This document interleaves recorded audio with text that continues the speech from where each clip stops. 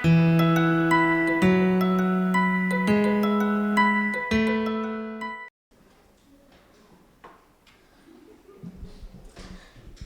the Lord. I feel very honored to share this platform with Auntie Cordelia. As she said, I met her for the first time when I was 10 years old. And I was so impressed and blessed by their ministry in our church. This was in Denmark, and we grew up there. And they would come and run camps in our country, because it's such a small country. The whole country had like a church together. So I'm feeling really honored, Auntie, to be sharing this, because I grew up looking at their lives and learning so much from them and adoring not only their ministry but also their personal life, the way, just everything about them. So praise God. So do not judge me if I don't do as greatly as Auntie does, because there's no comparison here. But as Auntie said, I also was very wowed by the fact that by the title of this conference. I was wowed by it because it was about breaking the silence. And as a woman, as an Asian woman, as an Asian Christian woman, it's been a big burden in my heart that as women we have to get out of our norms, our traditions, the boxes that we have always been brought up in. And the first thing that I thought of that came to my mind when I read the title was Esther. I just remember the Queen Esther from the Bible. So today I will go through her story with you and just take out things that I felt has been helpful in my life, and I hope that it will be a blessing for you all as well. But I had Esther in my mind, but I didn't know which direction and how to go about it. And then my husband sent a joke. In the WhatsApp, people just keep sending jokes, and he sent one of these. And the joke that he sent was this: 80% of the men don't know why their wife is angry. You think the rest 20% of men know? Wrong. They don't even know why that the wife is angry. So I thought, well, that's very apt. But I thought about it a little bit more. I thought, why do men not know that we're angry? I mean, pardon? Very good. Yeah, exactly. We know how to mask it. But why do we mask it? Why do we mask it? What's the importance? What's the need for it? To avoid problems. Very good. When men are angry, we know instantly, don't we, that they're angry. They don't even have to say anything. The way they look, the way they say that they are hungry or they are not hungry, or I'm just going to sit there, I'm going to watch the TV. Even the tone of their voice, we just know instantly. The minute they walk in through the door from work, we know something is wrong. He's not quite himself. We know it. He might express it, he might not express it. Some men do, some don't. But when we get angry, when women get angry, I don't know if you can read this. I might be generalizing here. Of course, we are all different. We are unique human beings. But just for the purpose of this, I'll generalize. We get angry. Our expression might change or might not change depending on whether the children are around, because we'll be conscious that we don't want them to be influenced by our anger.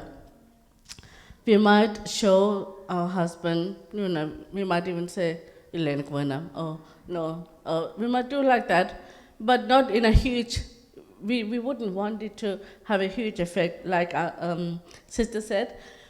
We don't want to create an issue, a problem. Um, and then we think about it, when is the right time to talk about this?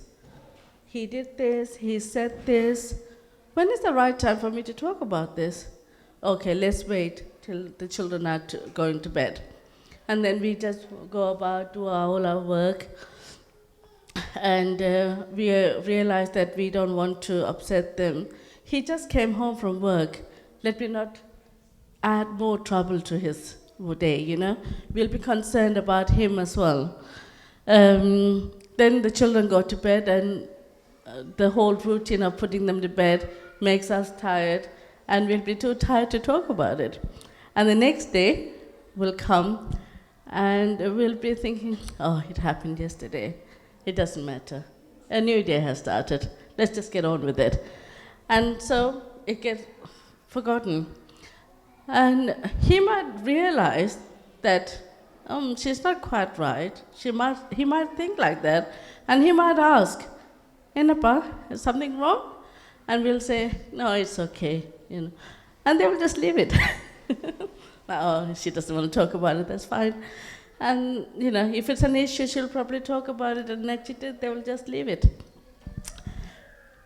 But, so the quietness that I would like to emphasize throughout today is perhaps not breaking the silence outside in the world, going out, being the queen, being the president. I'm not talking, more than that, I would like to talk about us breaking the silence in our world. Like Auntie said, in our families. You know, breaking the silence, allowing ourselves to be ourselves. But I'll talk about that a bit later on.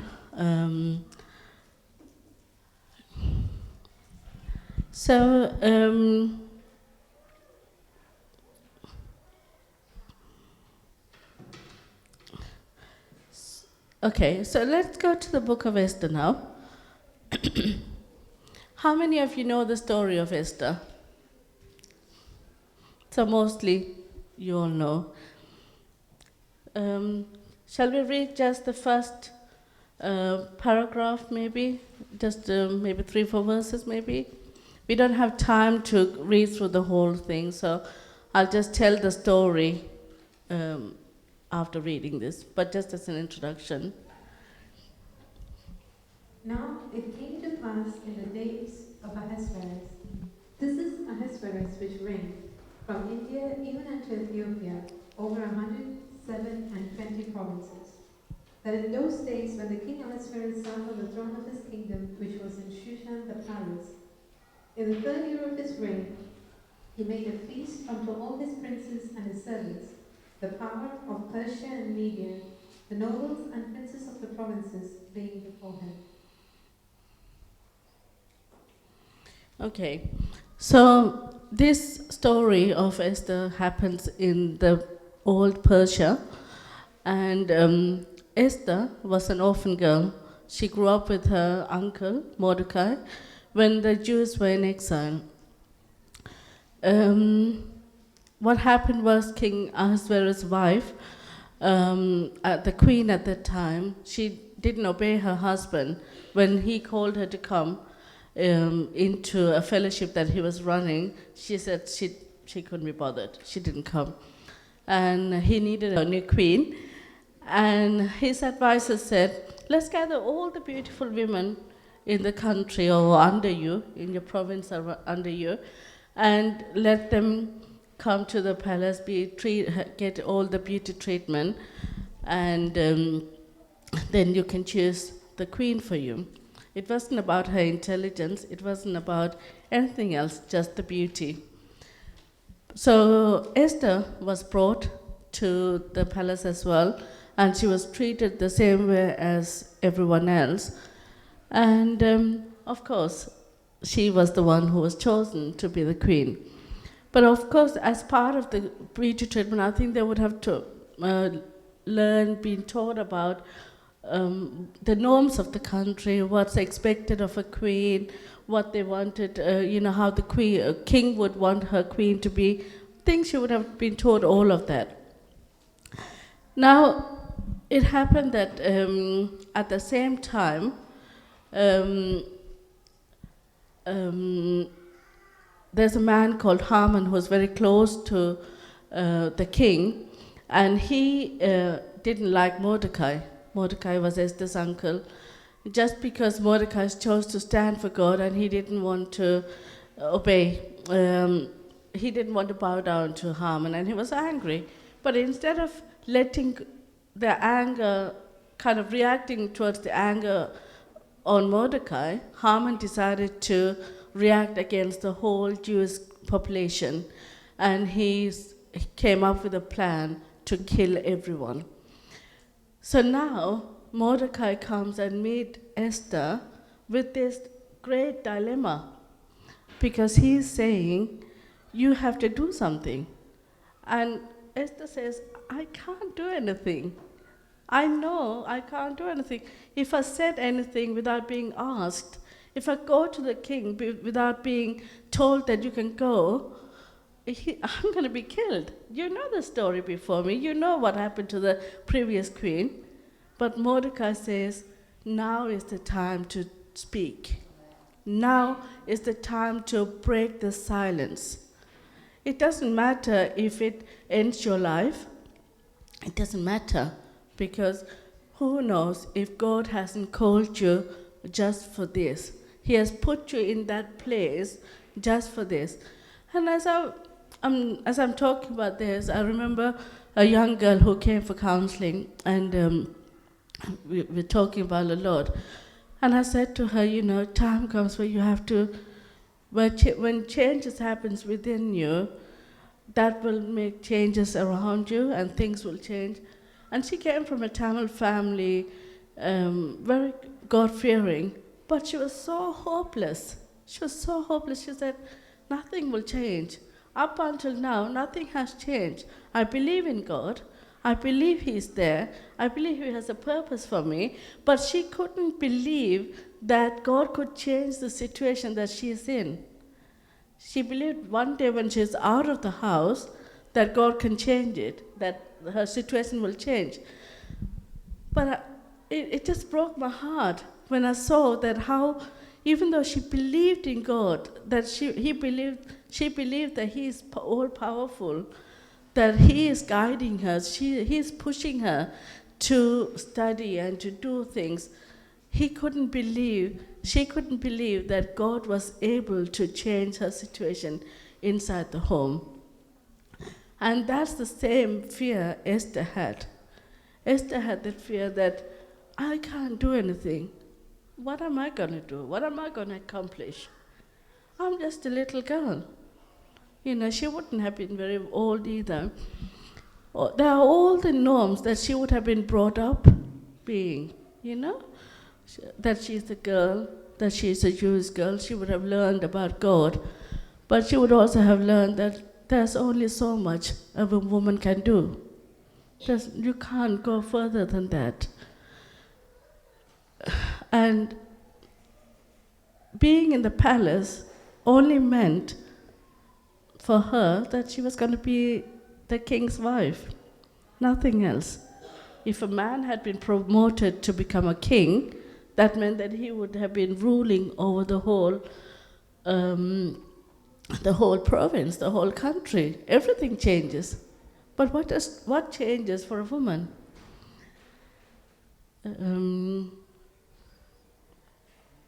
But Mordecai kept challenging her. No, you have to go to the king. Go to him. But I can be killed. No, go. You can. He doesn't even say, you can do this, you're a woman, you can do all this. He doesn't say that. He knows the difficulty that she is in. But he says there's no choice. Sometimes we don't have any choice. We have to stand up for what's right, what's God-fearing. Some of you are young, you'll go to schools, and everyone has got a girlfriend, has got a boyfriend, everyone take weed, everyone drinks, everyone does so many things. But can you stand for God? Can you say no?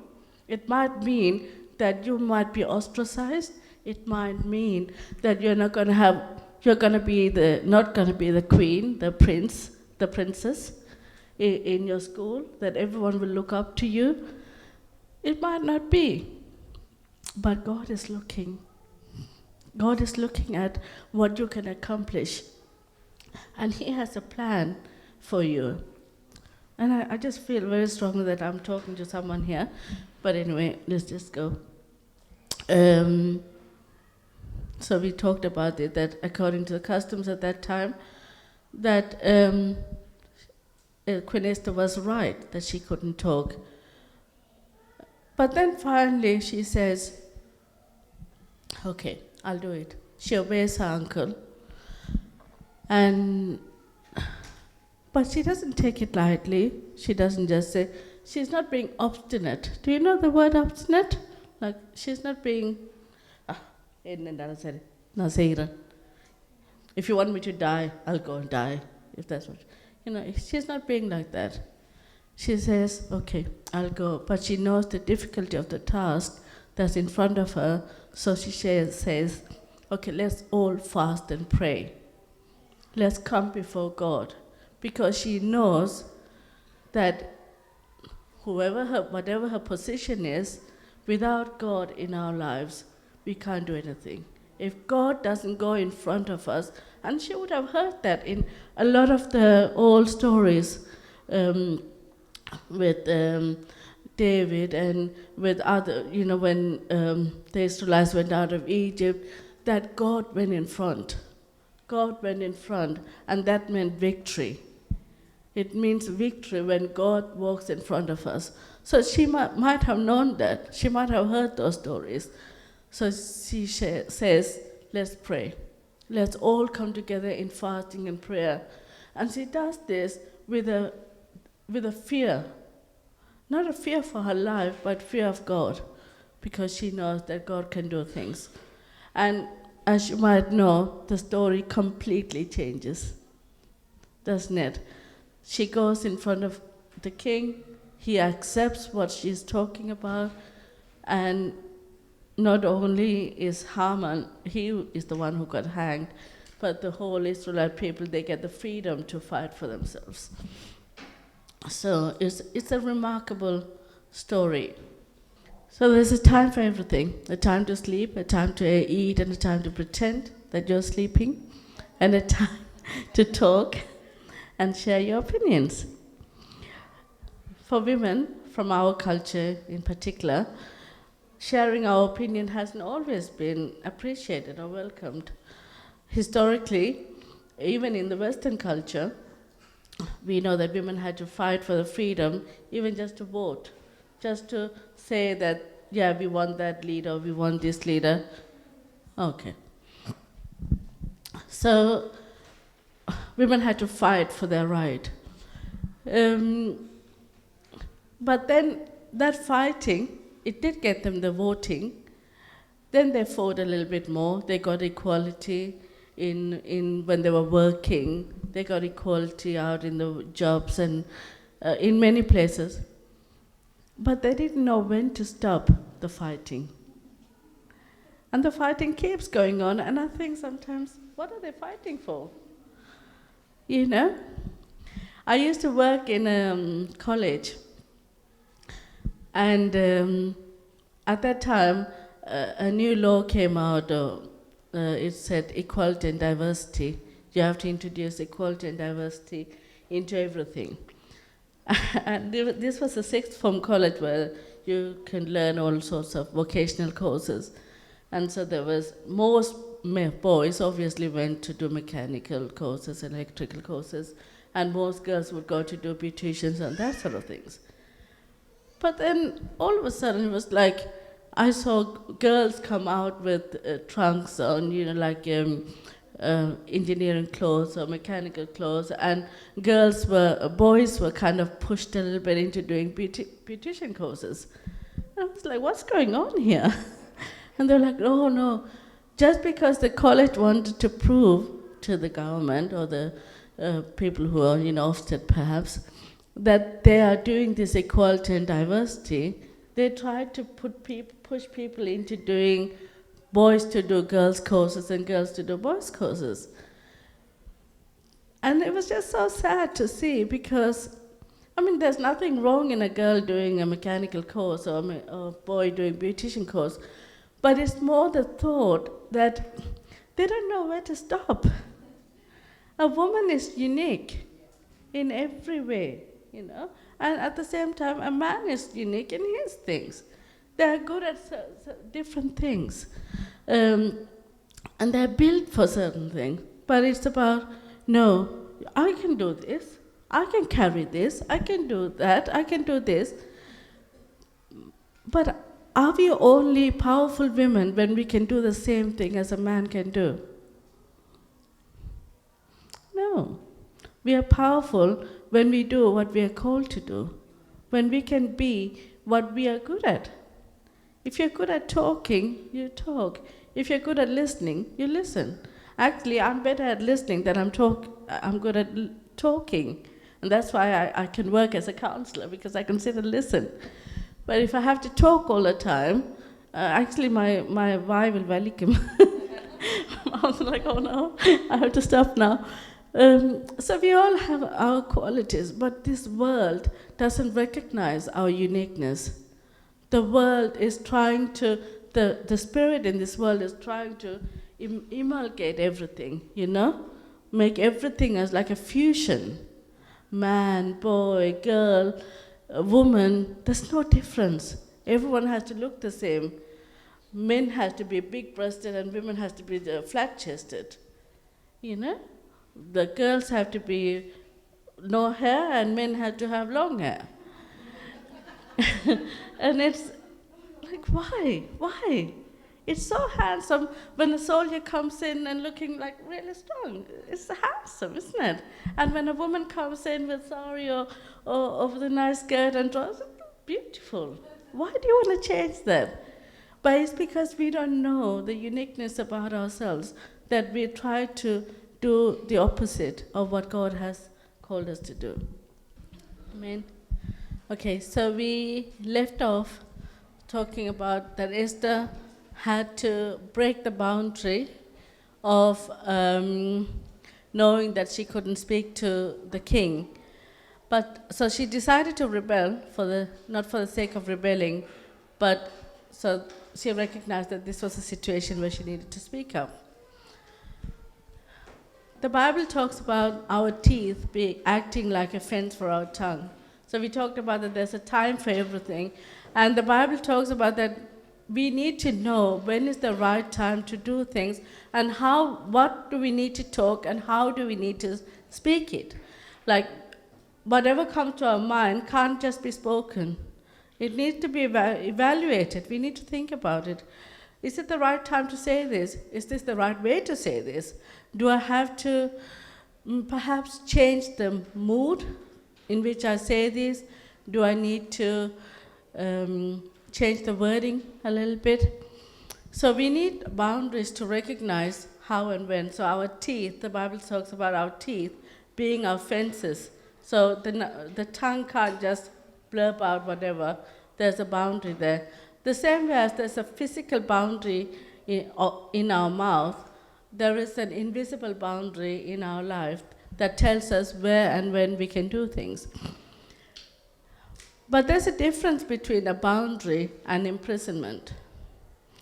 A boundary tells us that if you enter into this situation or if you enter here, this might not be the right place for you to be. It might not be a good idea to go there. So it raises a question for you. Is this the right thing to do? But imprisonment or prison gates tells you you're not allowed to go out. You can't enter out there. You have no permission. And So, um, sorry, I think I pressed the wrong one. So it was the right time for Queen Esther to speak up, even though that what she wanted to talk about was a serious and important matter, which she didn't take lightly, as we said before. But Queen Esther's voice needed to be heard. And when we decide to speak, or when we need to speak, do we have the faith that our voice will be heard? Because there's a difference.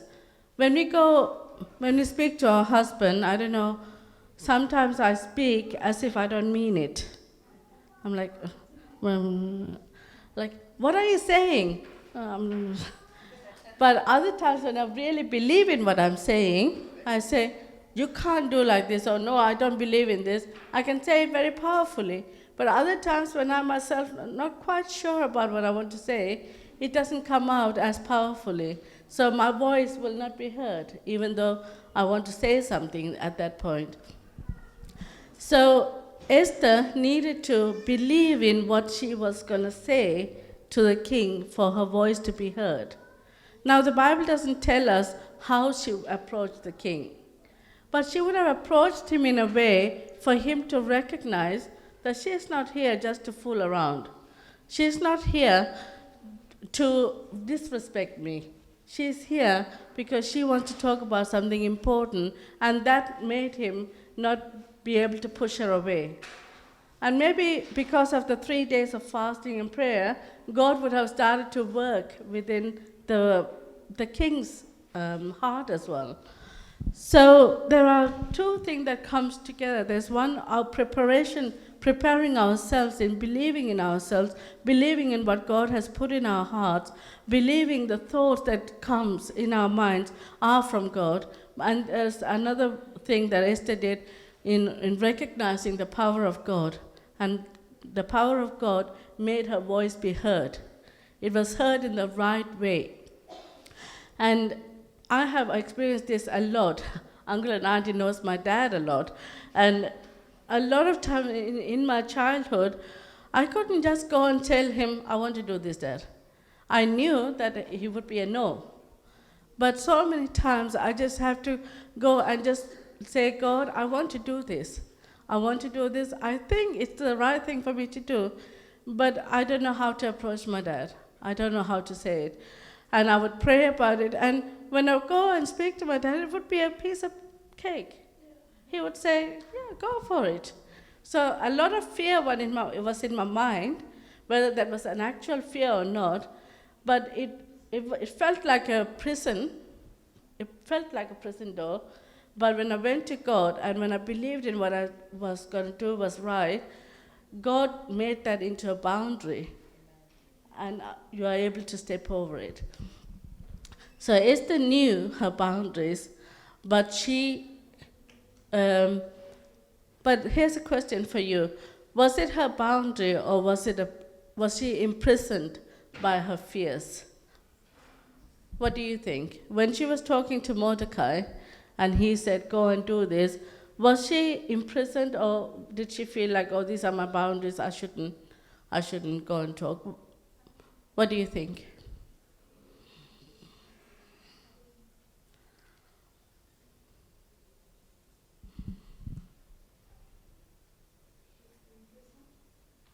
She was imprisoned?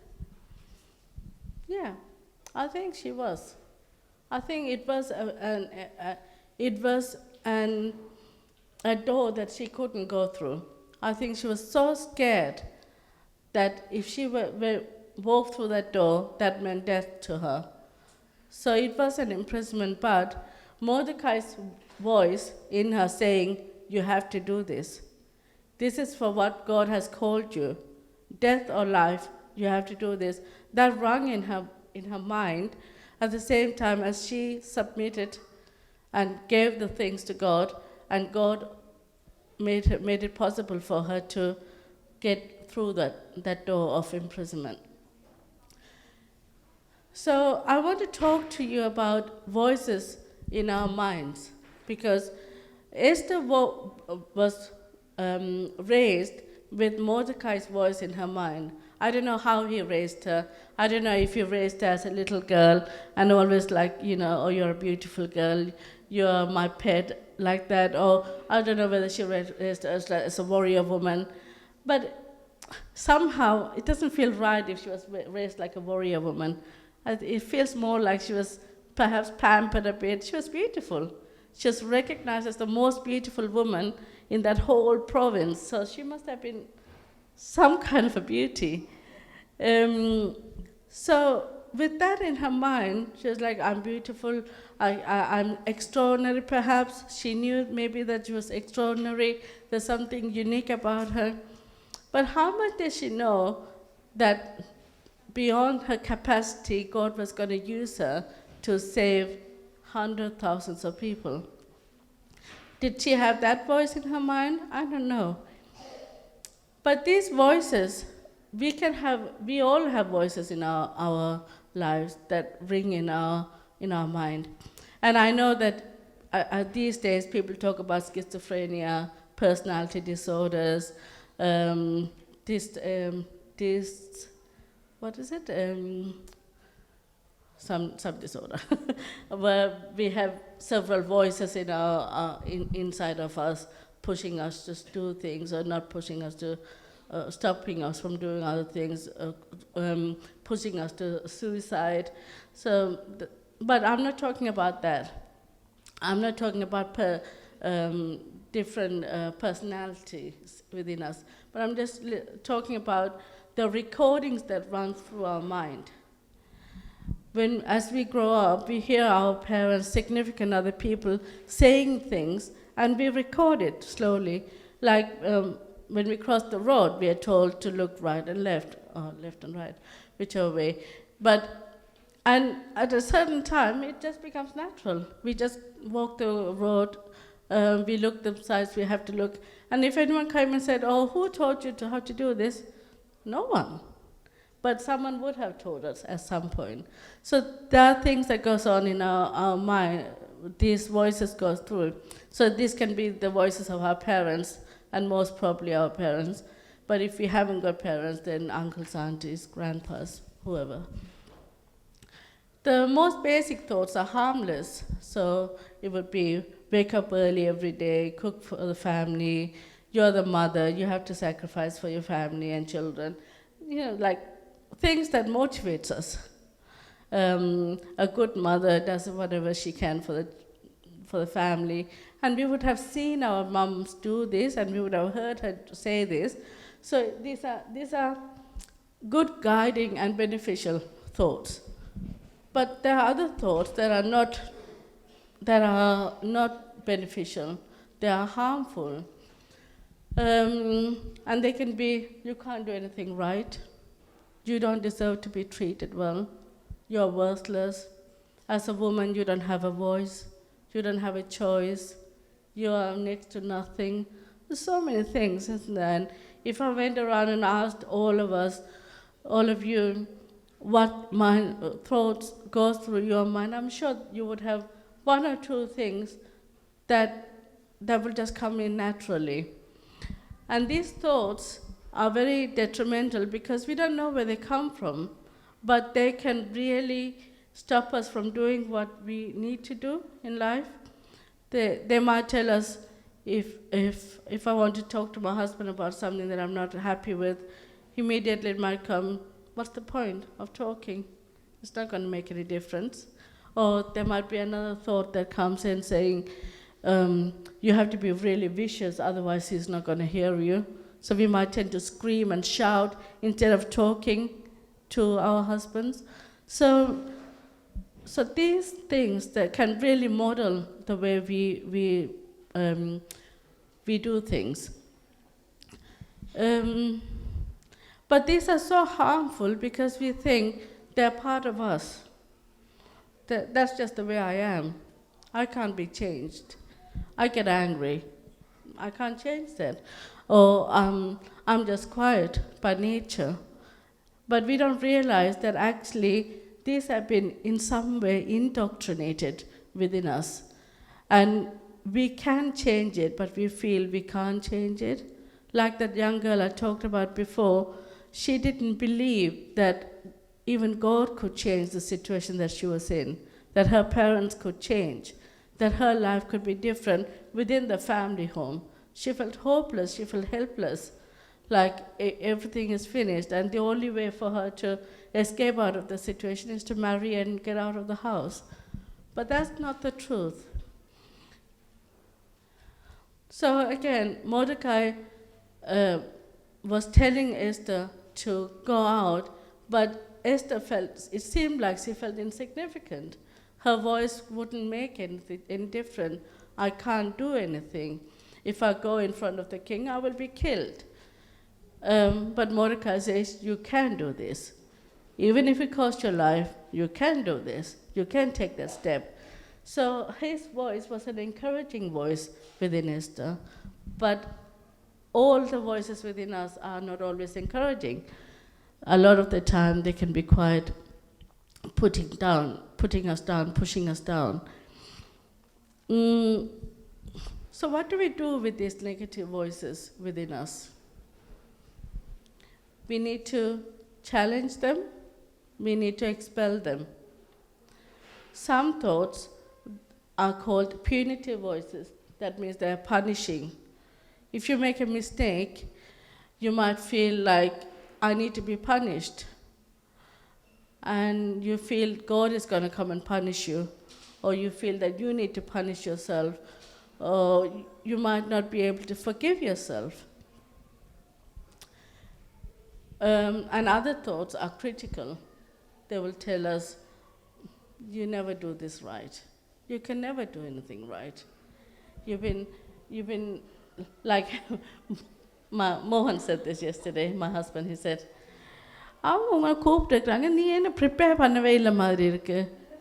did you do anything? Are you respecting what they're doing? I'm like, how do you know whether I'm preparing or not? I have done something, and he's just, because he is anxious for me, he wants me to do well, he is saying, Seidhya, prepare paniya. I'm like, stop. I know, right or good or bad, I've done it, and this is what's going to be. So, I mean, that critical voice, it's eventually can stop us from doing anything at all. So, if your children are writing an assignment, and they're doing the best they can, but they got only a 60%, and you know that they can do 70%, instead of saying, "Enna panna, nena muttara," you can say, "What happened, honey? Can I help panna? Can I sit with you? How can I?" So encourage instead of be critical. That critical voice comes so easily, doesn't it? It comes even before we think. It's like, what have you been doing all this time? That voice comes natural. But if you think about something positive you need to say, you have to think an extra time. And so we all have critical voices. If anyone says, "No, I don't think like that, I'm always talking positive," then come on. We have to evaluate ourselves, and recognize where we are not doing things as perfect. Obviously, we all have good sides as well, and good things, but identifying these critical voices and punitive voices inside of us can really be important for the next generation, but for ourselves as well. So these critical voices, sometimes we can work with it a little bit, but the punitive voices need to be rejected and thrown out of our minds. So what did Jesus do with unhelpful voices? Did Jesus have unhelpful voices in his life? Yeah? Who? Satan. When? When he was in the wilderness. Yeah. So what did Satan say to Jesus?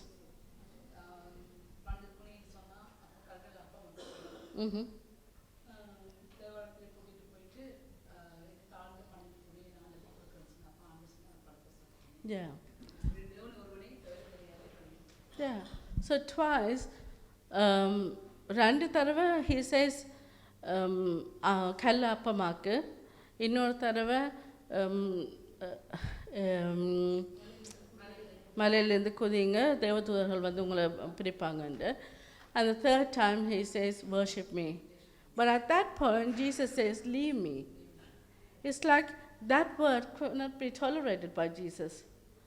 So certain times when we need to recognize when certain thoughts within us are not tolerable.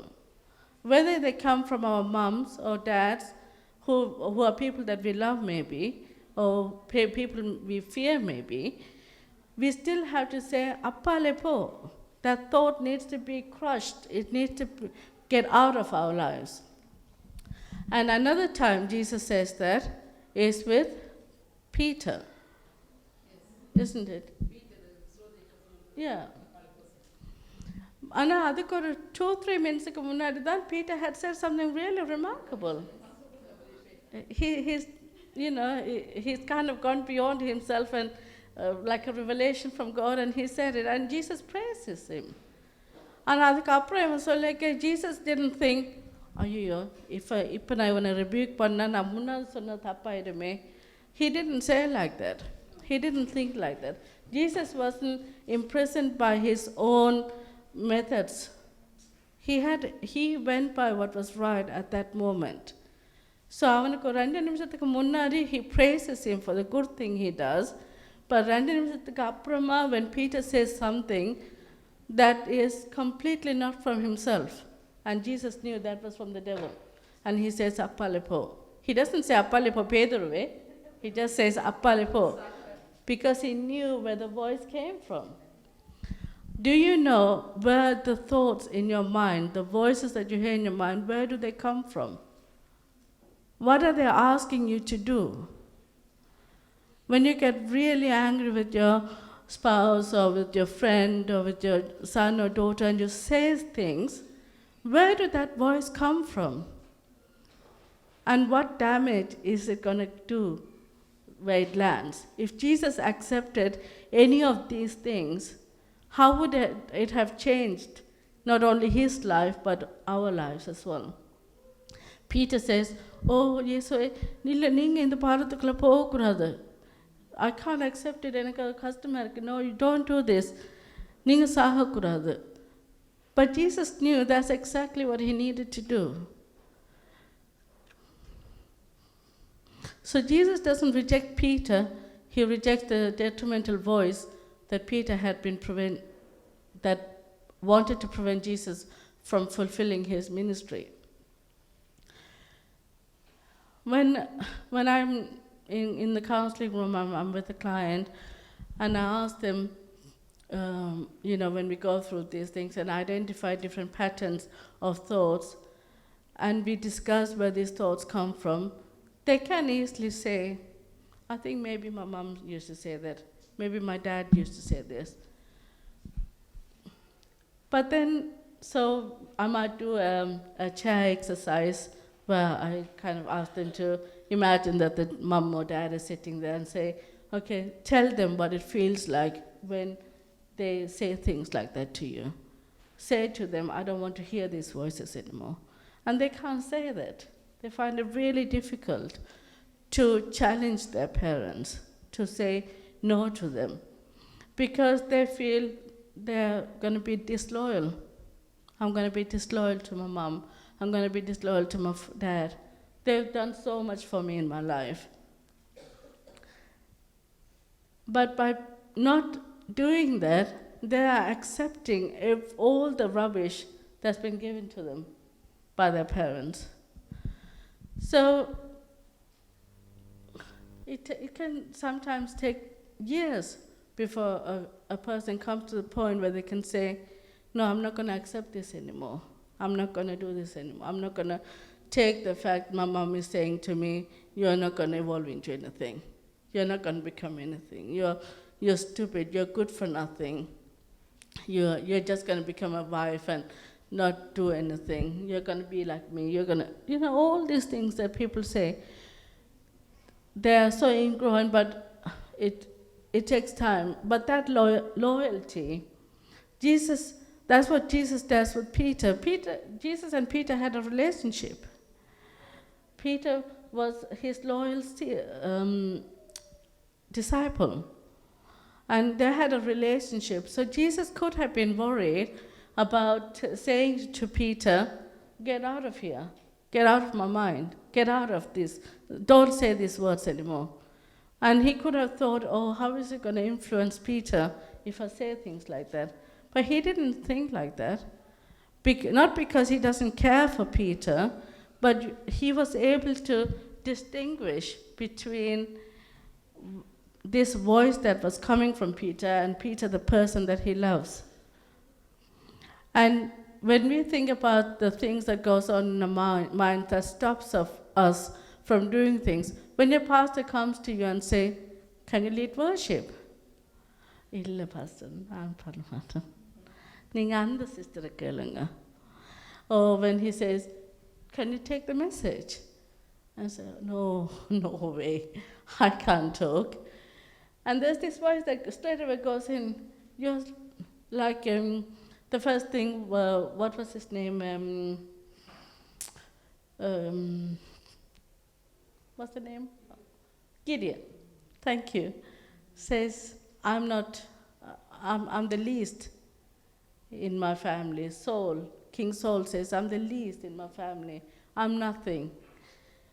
But David was the least in his family, but he did it because he had the confidence that God was with him, because he had put God to trial so many times in his life. He knew that he could do that. So we can so easily have these thoughts that puts us down and don't want to do anything. They're imprisoning. It's like tying ropes around our legs so we can't move anywhere. We are stuck.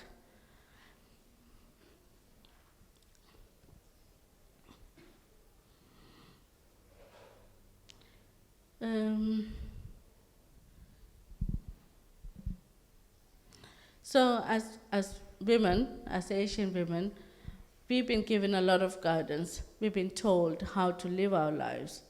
A lot of the time, it's good guidance, but those same words have also become very imprisoning in our lives. Can you throw out a few things that you might have grown up with that people have told you? Skinny people are very jealous people. Okay. Very powerful, isn't it?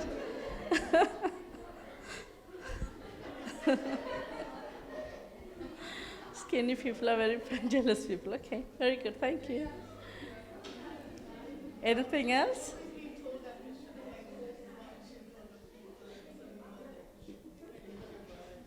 Yeah, we shouldn't talk too much in front of people. Sister has been told. You said the same thing. Girls from good families don't talk much. God. Very. Other thoughts? உலகம் தெரியாது உனக்கு. How does that affect you, sister?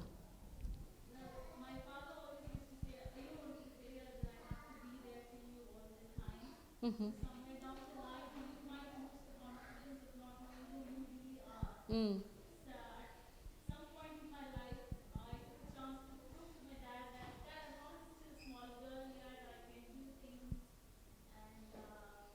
Yeah. Yeah. But that's very powerful, isn't it? உனக்கு உலகம் தெரியாது. Is to say, so, I wonder what it feels like then finally one day finish your first studies, going to work, and have to face all these people, and you're like, am I doing the right thing here? How am I supposed to behave? Am I supposed to talk to that guy? Am I not supposed to talk to? Even if the manager is a man, am I allowed to speak to them? There can be so much in there. Anyone else? Hmm?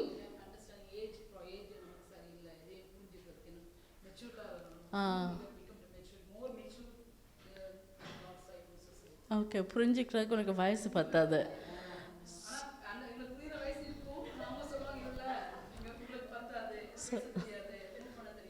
So even if you are 30 years old, you still not இன்னும் புரிஞ்சுக்கிறதுக்கு வயசு பத்தாது. 50 வயசுல இன்னும் புரியாது. True. Yeah. What? Yeah. Money doesn't grow on trees. How has that affected you? I struggle with money all my life. Okay. I've never had money.